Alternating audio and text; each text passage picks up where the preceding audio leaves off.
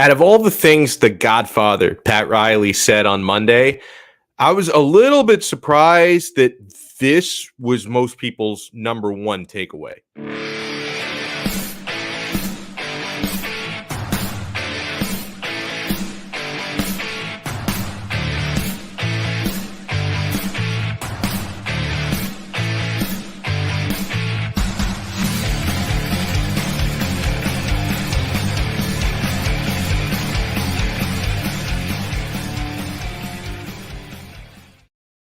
Oh, it is. It is Tuesday episode of Donno Daily here on the 5 Reasons Sports Network. I am Alex Donno. I'm with you daily, usually daily. Taking a few days off here and there. It's the offseason, guys. I mean, come on. What can I do? The Heat aren't playing basketball. Dolphins aren't playing football. The Panthers aren't playing hockey. The Hurricanes aren't playing football. Not yet. They're done playing baseball. So we come at you most every single weekday while you're in here. And I hope you stick around for the duration today because we're going to have an awesome show. Brady Hawk is going to join us in about 5 minutes to dissect everything Pat Riley said and where he expects this offseason to go. Because I got a lot of questions about potential additions and subtractions. Because if you make trades, you got to need subtractions to make additions. Several moves the Miami Heat could make, might make, should make, are rumored to make. Brady Hawk is going to help us come up with those answers. And we're going to have the return today of our Tuesday chats, our Taco Tuesday chats with David Friedman. So Brady Hawk's going to be joining us at 3.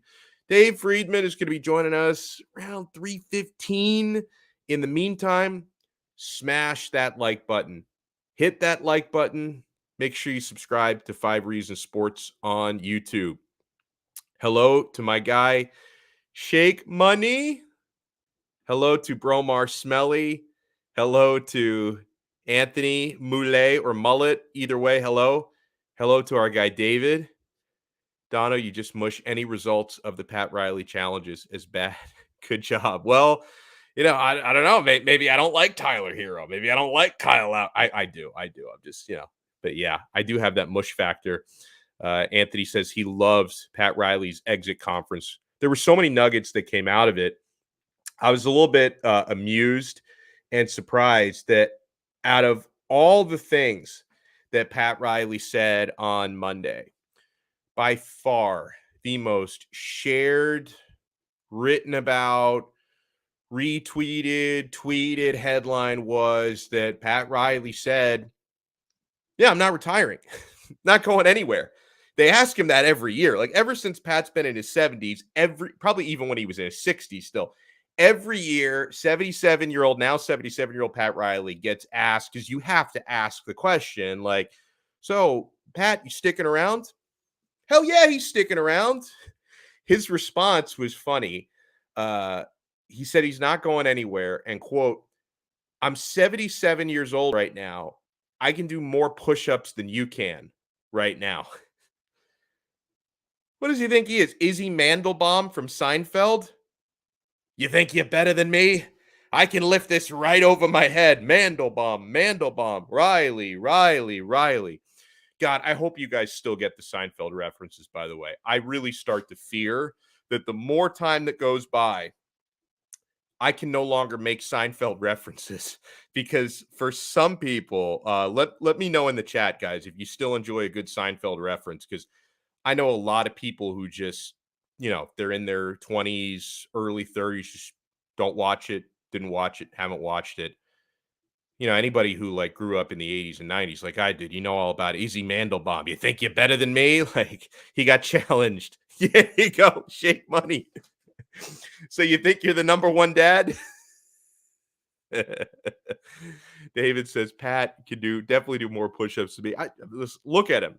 Looks fantastic. I'm sure Pat Riley can do more push-ups than probably 90% of us in the chat, I would think.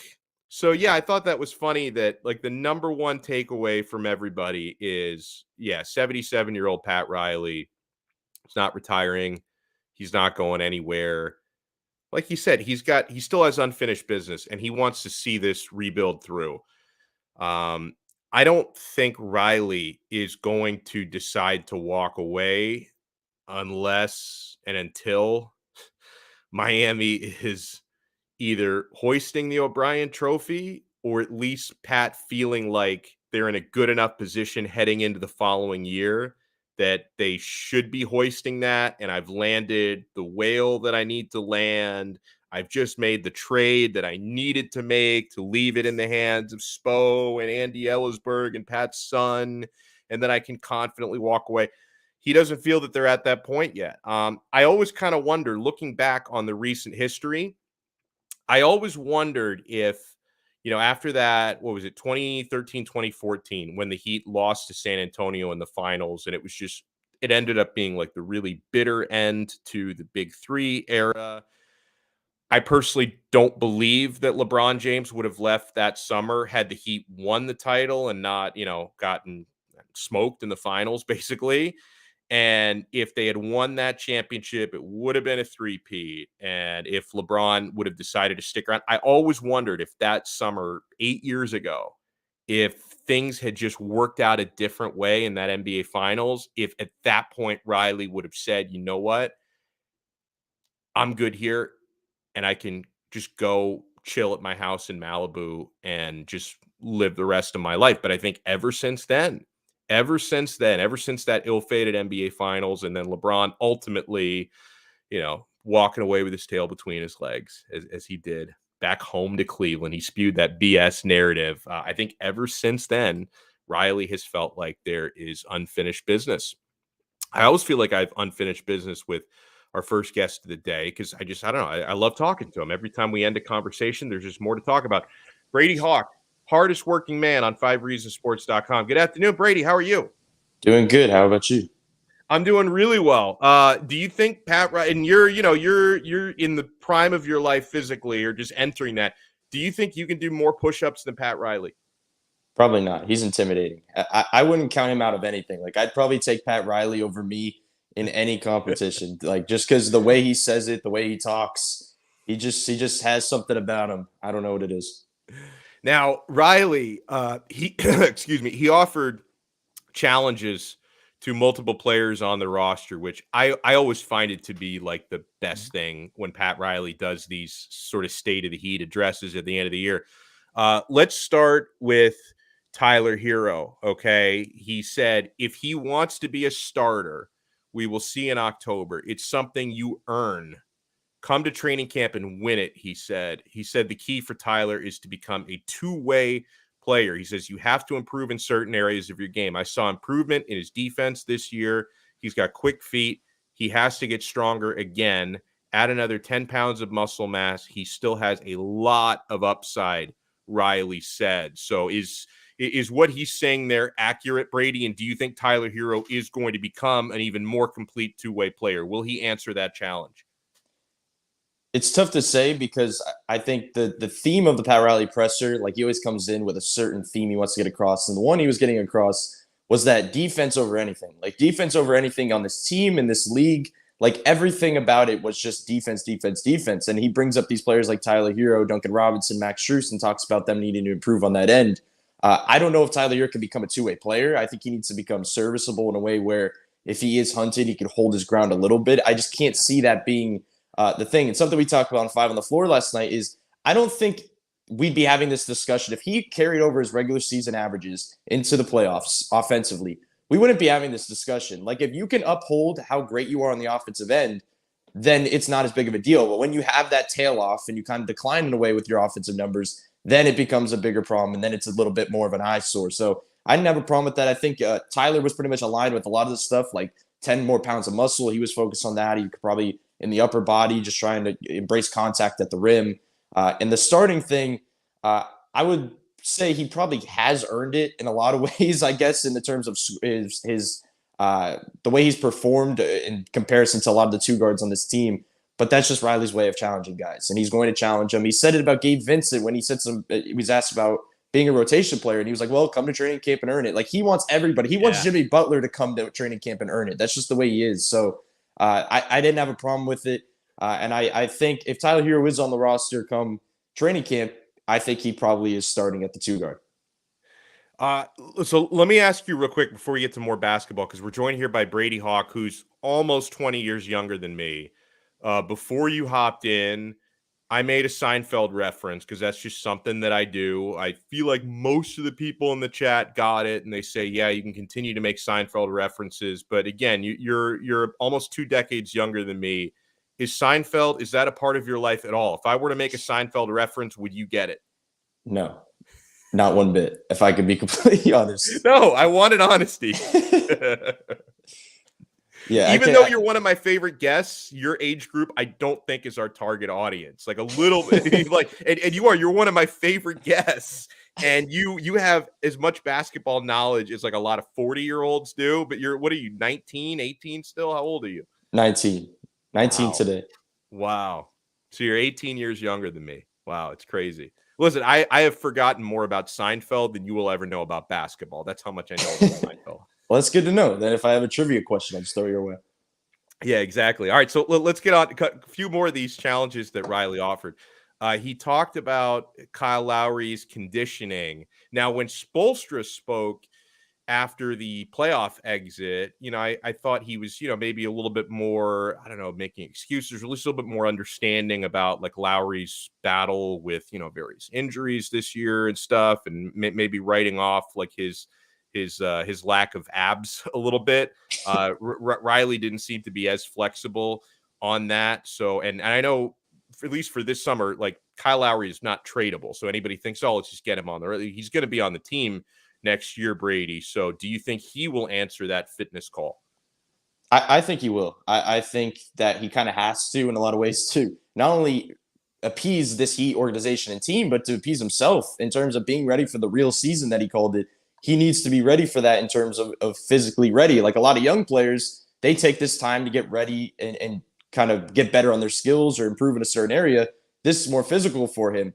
I think Pat Riley was pretty much aligned with a lot of the stuff Spo said, where he made sure to note about the personal stuff. He made sure to note that he had a good regular season, but it comes down to Pat Riley is going to tell the truth and he's going to call you out. And he basically said that it's something that needs to be looked at and it will be tweaked, like it will be fixed. And I just seeing Kyle Lowry, just the career he's had and everything, I don't think they'll have a problem with that. But they need to he needs to kind of fix that, because that's something I've been noting is that this not only is it just like a Pat Riley organization thing, it's a schematic thing. Like this team does not stop moving. Like to maximize your play offensively, it's constant movement, constant screening, constant running. Defensively, it's constant switching off the ball, on the ball. Like you're constantly moving. And Kyle Lowry is the fastest player on the team in terms of pace, of just speeding you up. So if there's a way to preserve him next season in the regular season, I think they do it. I think they find ways to kind of hold him back. He missed some games this season, but it wasn't really for rest. Like it was personal reasons. So it doesn't even really match up. Like I think he needs to be preserved in a way where Jimmy was peaking at the right time in this past season. And Kyle Lowry, as Spo noted in his presser, he was like, I wish the playoffs could have started a few weeks before when they really did, because that's when Kyle was peaking. Like if we remember back, he was hitting the pull-up shots, he was scoring a lot more, like everything was peaking. That if they can find a way to match that up with the postseason, they'll be in a good spot. And that starts with the physical tweaks. Yeah, well said. Pat mentioned he had a conversation with Spo about getting Bam Adebayo up to 15 plus shot attempts per game. And I know Bam, especially with the way that this postseason went with some of the ups and downs, big time debates are always happening. Why isn't he more aggressive? Why can't he do this all the time? Do you put that more on the scheme and on Spo, or do you put it more on just Bam's personal approach? Not to take the easy answer out, but I feel like I always say it's a little bit of both. Like I think there's an element of there maybe should be times when Bam needs to hit his triggers earlier for Spo to set him up in a way, because if Bam gets going early on in a game, we've seen it over how many years that he's been here, that if he sees shots going early, he just turns into another offensive player. He's more aggressive, he's more confident, he gets blocked, he goes right back up. There's no timidness. And then there's also the element of Bam just saying, I need to go. I have a mismatch on me in the Eastern Conference Finals. I have Jaylen Brown on my back in isolation. I need to take advantage of this. So I do think it's a little bit of both, but there were a couple of things Pat Riley said in that presser where he was basically challenging Bam. Like he was asked about adding another star and saying, fixing stuff in the half court offensively. And he said, well, if that star doesn't present themselves, maybe it's internally that we need to put more responsibility on Bam. And I think that's something I think the fan base has talked about a ton, that it's good to hear him say it. It's good to hear him say that him and Spo are going to kind of sit down and get aligned on a lot of that. But there's no doubt this team is one game away from making the finals that they need to take that next level. If it's free agency, if it's trade, if it's internally. If the answer is internally, like the start of that is Bam Adebayo kind of taking that next jump because he is still young. He still is improving. He's still probably the best defender in this league. But if he could just be aggressive, not a dominant offensive force, like asking him to do all this stuff as a scorer, just take shots. Just aim for that 15 shot attempts. Something shooters talk about all the time is like you don't aim for a certain number of points. You aim for a certain number of attempts. It's just like your goal going into a game. And I think that's what Bam needs heading into next season. Now, do you think that this summer there could be a superstar to be had, free agency or trade? I know that it's not going to be easy, but people talk about names ranging from Donovan Mitchell to Bradley Beal. What do you think's going to happen this summer? Because I know Heat fans get impatient. We're very spoiled. We want Riley to go out and harpoon a whale. If I can be honest, I'll say that I think Donovan Mitchell's the only viable option. Like personally, right at this moment, like the Bradley Beals, we've been through this so many times to like not overharp on that. Bringing up a Damian Lillard just feels like it's unnecessary at this stage. Donovan Mitchell is a viable option just because we just see the coach step down. We've seen them continually lose in their spots in the postseason. We've seen him and Gobert not really work, that they need to make a decision on those two. So if they have to make that decision, Donovan Mitchell has to make the decision. He has to say, I want out. And I guess Miami would be a good option for him in terms of being friends with Bam and it being Miami and them being a winning team. But the question is, he has to ask out. And that's why it comes down to when you're talking about this Heat and this Heat team's decision making, it's not on the Heat. Like this is on the other players in these other teams to say, I want out and I want out of this team. And that's when Pat Riley steps in. That's when he says, okay, a star's become available. Now we'll make our move. Like he was pretty adamant yesterday as well, saying like in terms of trade packages, they're not going to give an arm and a leg as well. Like he's just, what that means is he's laying the groundwork. Like he's saying, like giving that opening statement of saying, we're not going to give it. I have the upper hand, but if they do present themselves, we'll probably be in talks to kind of grab that player. So I think Donovan Mitchell feels like the real option in my opinion. The other ones, it just comes down to them maybe asking out, and I just can't really see that at the moment. Okay, so then how much would be too much? Like if the Heat could score a trade for Donovan Mitchell, I would assume Tyler Herro would have to go the other way. Anybody else you think they'd be? I'm assuming Jimmy and probably Bam are virtually untouchable. Is everybody and Kyle Lowry just because the contract is untouchable, but anyone else you think could move? Well, I think Jimmy and Bam are the only untouchables, but in terms of getting it into a trade, like I just can't see them giving up the entire team for him. Like I don't think that it's a bad deal, but like when you're talking about throwing in PJ Tucker as well, or throwing in this other guy, like if they want to throw in, if it's a Tyler Duncan picks, maybe one of the like a Max Strus or an Omer Yurtseven, like those type of players, I think they would eventually do it. But it's when you're throwing seeing these mock trades of the entire Heat roster being thrown in. I think we've seen over the years though that everything that's always predicted in a Heat trade is always way less when it actually happens. So like all of a sudden, not to overharp on the one thing that the Jimmy Butler for Josh Richardson thing, because that was just a unique situation, but it's still the fact that they always end up giving less. And I think Donovan Mitchell is one of the few people that I think you do give up a good amount of assets for, because I think he's that good as an offensive player. But the idea, I think, not that Kyle's untouchable, because I think contract-wise, it would make sense if Duncan ends up being moved beforehand for a big, and then you have to throw in Kyle. Like it would make sense contractually, but I don't see it happening. Like Kyle Lowry is going to be back. Jimmy Butler wanted Kyle Lowry here. He's the point guard of this team, and I think it's possible they end up doing it if he does become available. Brady Hawk is with us, hardest working man on 5reasonsports.com. I hate how like we keep getting this extra night off between finals games, and obviously I despise the Celtics and Golden State, whatever. But I'm betting on all these games, so having to wait the extra night is a little bit frustrating. The series shifts to Boston tomorrow night is when they're playing Game 3. Series tied at 1. Boston is a 3.5-point favorite. They basically blew the Warriors out in Game 1 on the road. It was like a fourth quarter blowout. Golden State was up before then. Golden State blew them out in the second game. Does Boston return the favor again? Do they get the blowout in Game 3? What do you think happens? It's tough to say, but I think they split in Boston. I think the Warriors win in 6. That's where I've kind of been. I think the Warriors end up winning in Boston just because I think the Warriors are the better team. Like the Boston has had great moments and they're a great team, just the way they played. But I'm not as confident in the shooting just staying the same as it did like in that game one. Like I'm just not confident in putting my money on a Marcus Smart hitting 4 threes or now Horford hitting 6 threes. Like I think they do end up splitting. I don't know who gets game three, but I think the Warriors end up winning in 6. And it should be, as much as Heat fans probably hate watching it, it's a fun series, I guess, in terms of players and teams and everything. But it's just a little rotten in terms of the way the Heat kind of got eliminated in that game 7. You want to follow Brady on Twitter at BradyHawk305. By the way, let people know, like, what's your off-season schedule like? Are you still writing like every 5 minutes, or are you doing all the podcast appearances? What can people expect this week? Yeah, pretty much all of that. Articles at 5reasonsports.com, still 5 on the floor, probably every weekday, and then at BradyHawk305 on Twitter. Like, and when is the draft? Like, should we? And we're not going to talk about it now, but should we even talk about that in the heat of the 27th pick? Like, I don't know. Is that something? Is that something you want to?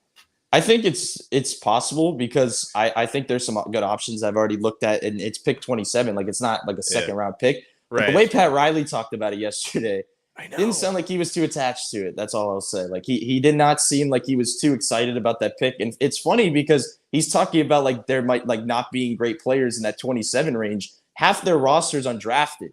Half their rosters below 60. So this idea that there's not any good finds in the 27 range is funny. But I think that shows you where they're kind of heading in terms of trade packages, that there's a good chance that'll be kind of being sent out before the end of June.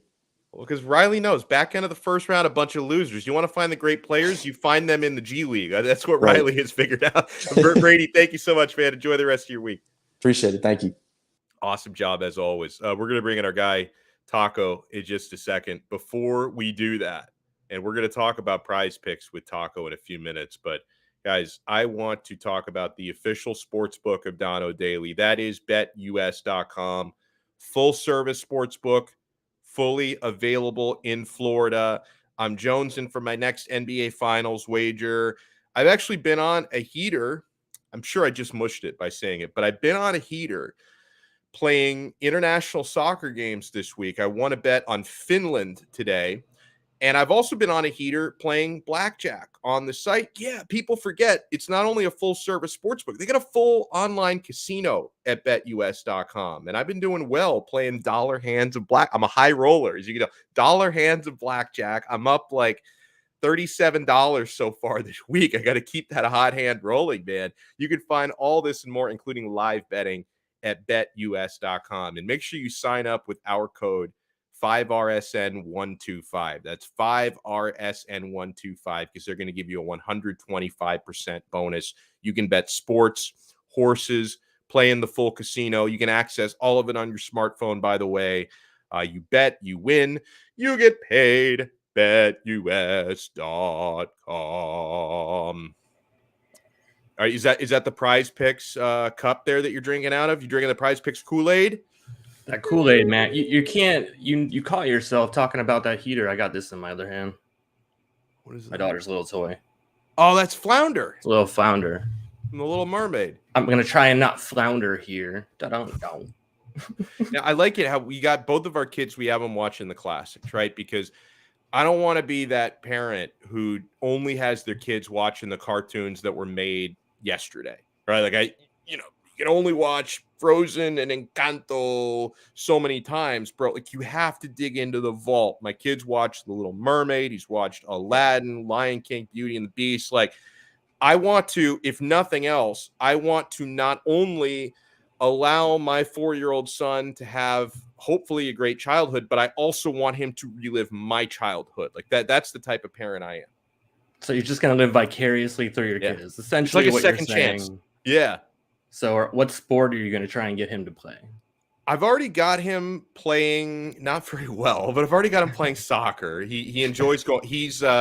He does swimming, so that might be something that he ends up being into. Like outside of the fact that I can swim, I was never a very good swimmer. Like if I were to, I don't know, fall off a boat, I could probably survive for a few hours. Like I'm a serviceable swimmer.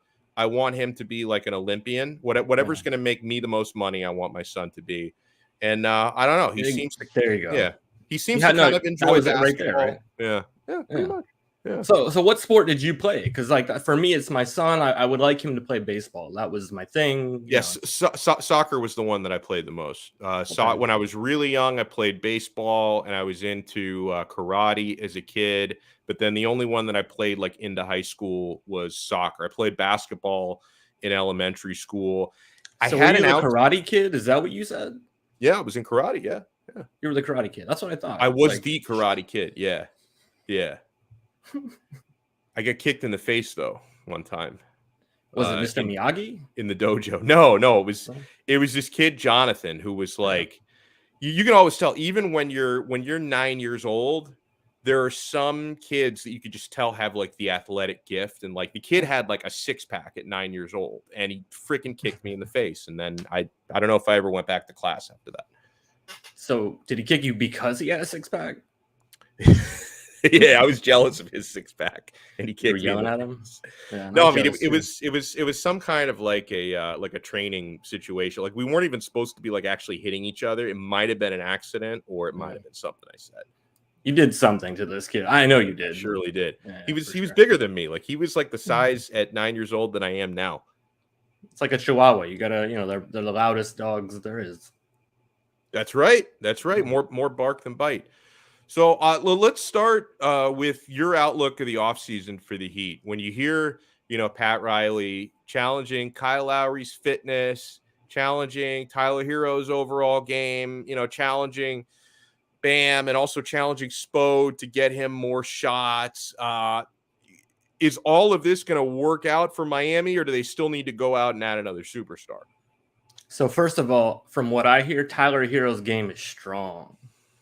Yeah, from what I hear as well. And I Yeah. know the current significant other is not too happy about it, apparently. Yeah.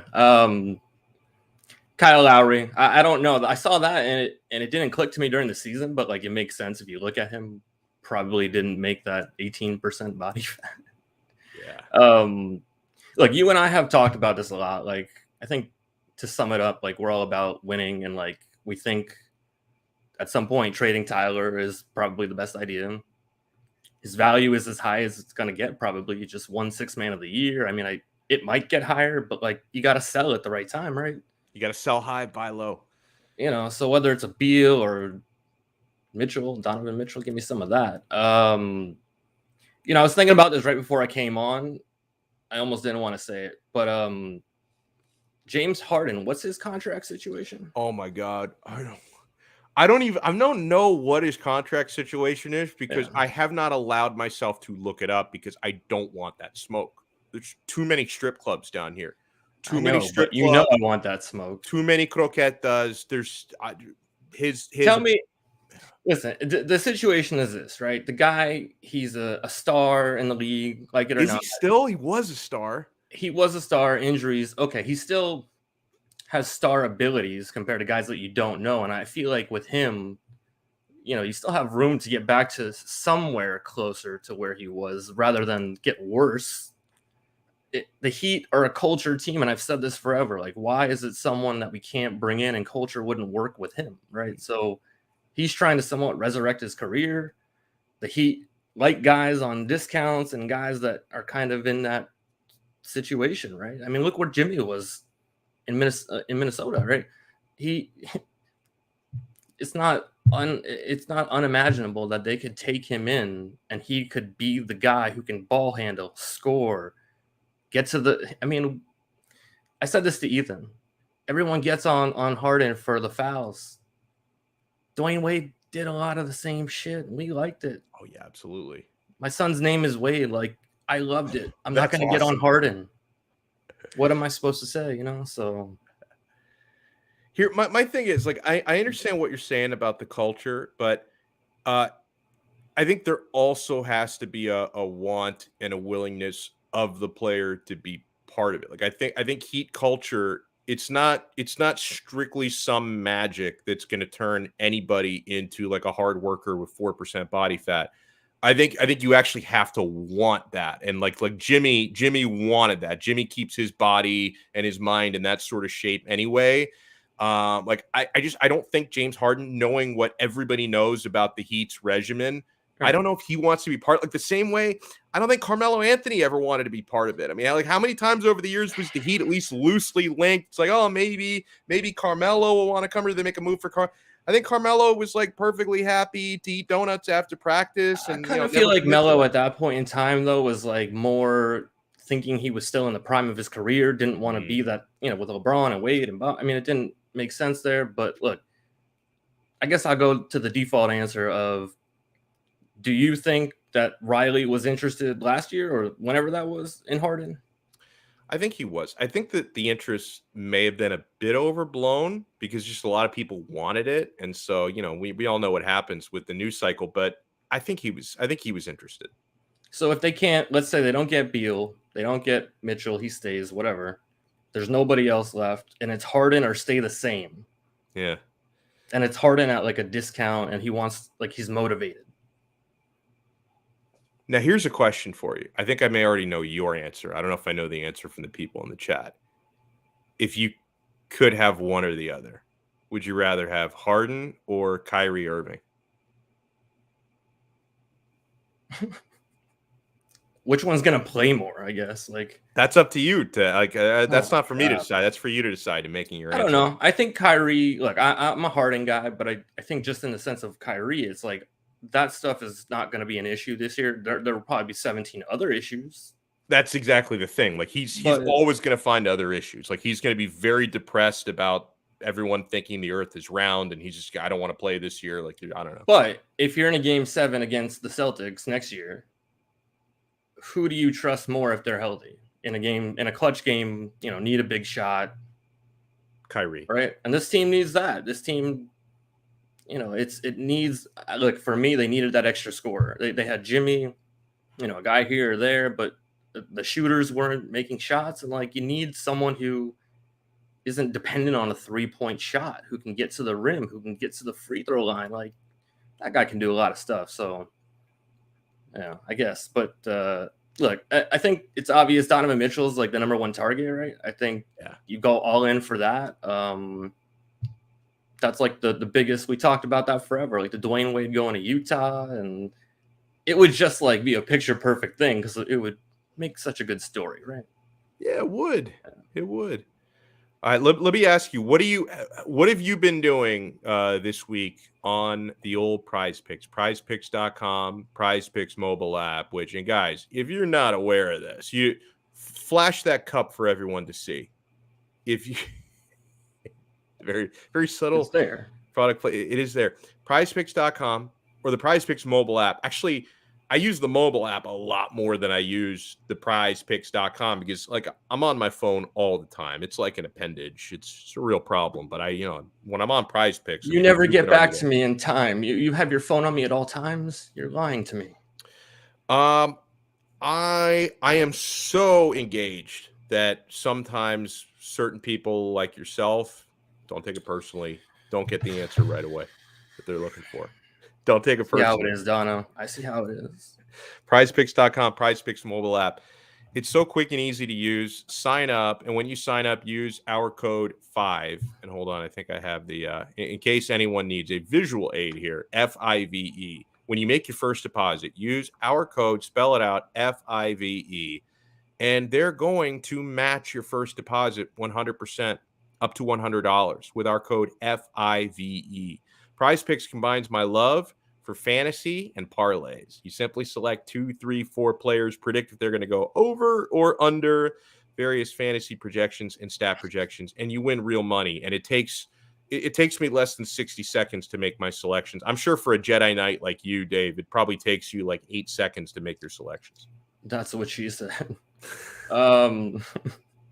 Honestly, it depends, because like a lot of times I'll go on right before games if you find someone's starting or not starting. Like you can't just jump on there and quickly throw in 5 picks, throw in 2 picks, whatever it is, and you're rich after. Like, how long did it take? And then look, I'm up to like 7.9 million at this point. Wow, for the year, right? So, I thought you were going to say for the series. So it's like only been 2 games, man. Slow down. Oh no, that's spent 7.9 spent on the Hey, by the way, the Tatum thing, since we're talking about, I did tell you the Heat had a problem, and the predictions of Celtics in 7 were because of Jason Tatum. Okay. So pick Jason Tatum tonight, right. because although I make fun of him for the Kobe Bryant text, he's gonna play good tonight. Yeah. Really good. Man, the homeowners association yard, they're going crazy out there. Woo. It's like raining out here. It's thundering. What's going on? Yeah, there's like, it's crazy. It's been thundering all day. There's been like a 3-minute break in the rain. That dude must have been sitting in his truck all day waiting for it to let up so that he could mow. You got to make that money. It's that hustle, man. That might be my cue. It's not to easy. leave in a moment. Well, press it, because we're about to wrap up here. That was easy. Taco Bout Sports, Dave Friedman. Follow him on Twitter at Taco Bout Sports. Best of luck in growing that portfolio that's already $7.9 million on Prize Picks. You're going to get into what would that be, 7 digits by the end of this series, I'm sure. Or no, 8 digits. You're in 7 already. 8 digits, yeah. Oof, man, LeBron just joined the billionaire club. I'm with him. Good luck, my friend. We'll talk to you later. Awesome stuff there. The kiss goodbye is a nice touch. All right, we're going to throw some shout-outs, my friends. Hey, Canes 1989. When I ask you, if you got to take one, who would you rather have, Kyrie Irving or James Harden? You can't answer neither. There's no cop-outs here. You can't say neither. I'm asking you a hypothetical. You give me a hypothetical answer to my hypothetical question. How dare you try to take the easy way out? But Canes 1989, thank you so much for watching. For TL Music Group, I think the Heat need to recreate Tim Duncan and David Robinson with Bam at center and a rim protector. So maybe isn't there another Jurassic Park movie coming out, Jurassic World 3? You need to like find it shouldn't be too hard because they're both still alive. Like take like a DNA sample of Tim Duncan and David Robinson and just, mix it up with Bam's DNA, and voila, we got it. How dare you, David? I go with neither also. Oh, you're on my list. It's on site. If I see either of you anytime soon. I know you don't like either of them, but you still have to answer the question. Let's see, who else can we shout out here? Shake Money, our guy, thank you so much. I think they were talking about Neverending Story, or either that or Karate Kid. Like, people were talking about both movies. Yeah, I was talking about when I participated in karate when I was young. It says, did you wax an elderly Japanese gentleman's car and then you paint his house and fence, then you sand the deck? No, but I did get into karate because of the Karate Kid movie. There was a huge karate boom like in the 80s and 90s. Huge. Like, and there are other excellent martial arts out there. Like, honestly, if you want to get your kids into something or you want to do something yourself that's like really practical, like if you're actually in a situation where you legitimately have to defend yourself, like if you're looking for real world applications, like I understand if you just think, oh, karate's really cool and I love Mr. Miyagi and I watch Cobra Kai. If you just want to do karate, do karate. But if you actually want real world self-defense applications, Brazilian Jiu-Jitsu, bros, like that is the way. Taekwondo, I think, also has more practical application than karate if you're looking for stand-up, right? Judo, a lot of practical application, or just like put your kids into, good old-fashioned wrestling, like not pro wrestling, like freestyle or Greco-Roman. That has a lot of real application as well. Like Taekwondo, I already mentioned that one. Like Kung Fu and karate are like more for the tradition, for the show, for the discipline of it. If you're actually in a situation where like some gigantic dude is just trying to kill you, you're better off with jiu-jitsu. You could choke that person. You could like tear his limbs off. It's just more practical. Just saying. Thank you so much, Daryl. We appreciate you tuning in today. Let's see. Anthony. Oh, see, I think Anthony. Oh no, I don't think he was answering the Kyrie Harden question. I thought he was answering it where he says I want both. I'm not sure if that's what he was referring to or not. It'd be amazing if that's what he was referring to. Bromar Smelly. Oh, thank you so much, by the way. And I am I'm down about 57 pounds. When I started like officially dieting, I was 247 and I am 190. So yeah, I've gotten wet. Like that's like, I don't know, somewhere between 20 to 25% of my body weight just gone. Like I've lost like a quarter of a person. I am now quarter of the man or 3/4 of the man that I used to be. Frank, thank you so much for tuning in. I appreciate you. 305 Sports Babe, thank you for stopping in. Great Twitter account. If you guys want to build the community, follow 305 Sports Babe. Follow it. Anybody in here, if you want to drop your Twitter handles, feel free. Indade, appreciate you stopping in. And I don't know, that might be it. I feel like I may have skipped over some people. If I did, apologies. We don't do it on purpose.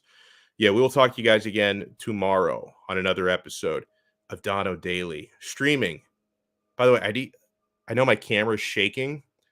It's because it's hooked up to like an apparatus that's on my desk here. And whenever, like, because I'm a very animated guy, Italian, we speak with our hands. Every time, like, I touch the desk, it makes the whole desk move, and thus it makes the camera move. It's really annoying. I want to find maybe I need to, like, rig the camera up to a different surface so that when I touch the desk, it doesn't, like, cause it to get all discombobulated. Talk about sports. What is this? Marxist. At first, I thought it says Marxist atheist. I'm like, wow, you told us a lot about yourself with your name, but no, it says Marxist atheist. Thank you so much for stopping in, Mike. Thank you for stopping in. Extreme Night. Thank you for stopping in. All right, we will talk to you guys again tomorrow on another episode of Donno Daily on the 5 Reasons Sports Network. See ya.